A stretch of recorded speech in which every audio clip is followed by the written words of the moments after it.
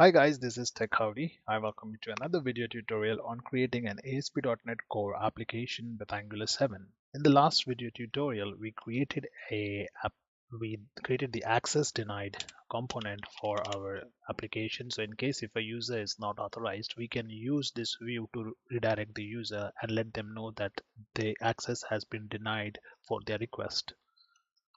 Now we will go ahead and test the uh, products route since we have created the AuthGuard service to make sure that the AuthGuard service is working fine. Now let's go to the products component. Since we all are assuming so far that we have created the AuthGuard service, the AuthGuard service will prevent the user from viewing the products component because they have not yet logged into the application, correct? So let's see. So I'm still being able to view this products component. Shouldn't I be prevented from viewing products component? And the problem here is we have created an AuthGuard service. We have created an AuthGuard service class that takes care of all the authentication process, but we have not yet used it in the routes. So go to your product routing module, which contains all your product routes. Now, when the app module or app routing module will send the request to the products routing module, when a particular route is requested, in our case, the product list component is requested when we go to products.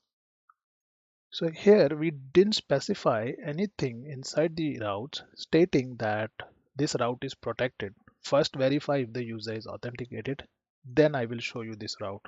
So nothing has been authenticated or nothing has been attached over here. So whenever a request comes to view a particular component that exists in the route, it will show the user the route view. Therefore, to protect these routes, we will have to add another attribute or key value here. So not a comma here, and we will call the CanActivate property over here.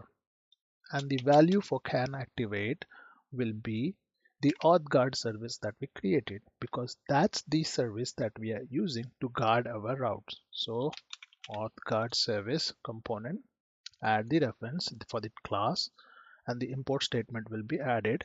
If it's not added automatically, add it manually. Now do the same for all the routes. Add the CanActivate property so that the path will verify if the request made by the client, that specific client, can activate this route.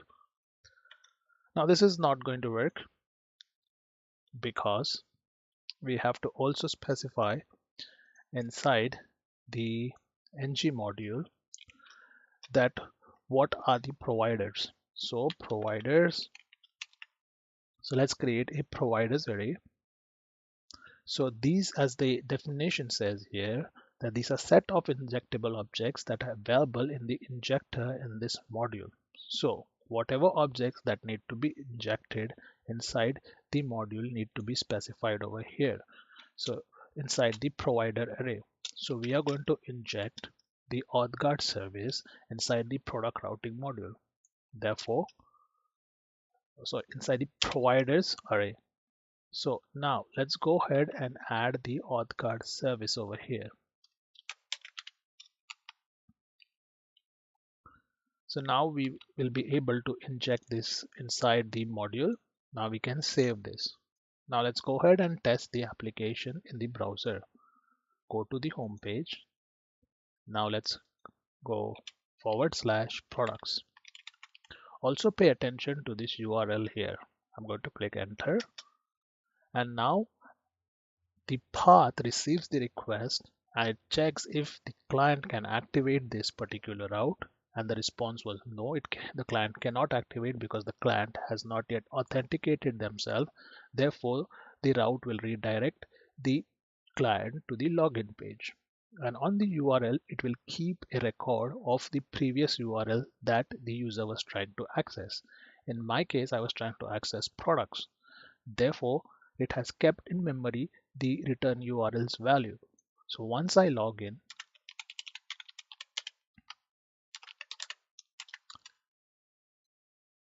the route is going to redirect me to my return URL, which is basically the URL I was trying to visit at an initial level.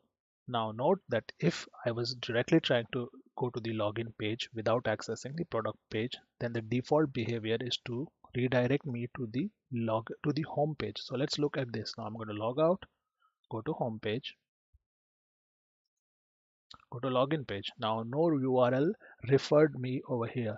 I was not being routed by an URL. I directly went to the login page, and I'm going to click tech howdy, click and enter my password, click submit. Now see, the default behavior is to redirect me or navigate me to this home page. Whereas when I was trying to access the products page and not authenticated, I was redirected to the initial URL. So we have added this functionality to return the user to the URL that they were initially trying to access before they were authenticated. Now the next problem that we have is when we go to the products array, or sorry, to the products component, we should be able to see a list of products. Now look at your developer tools inside the network. Go up and see we have some red errors over here. What is this? Click on the get products. We were trying to get the products from the server, and the server gives us a response saying that we are not authorized, 401 unauthorized. That's weird. We have logged in successfully. We have a JWT token. If you go to the console, and I'm going to just say logged in successfully, my JWT token was printed on my console, so that means I have a valid token. Then how come on the network tab I'm being told that I'm unauthorized?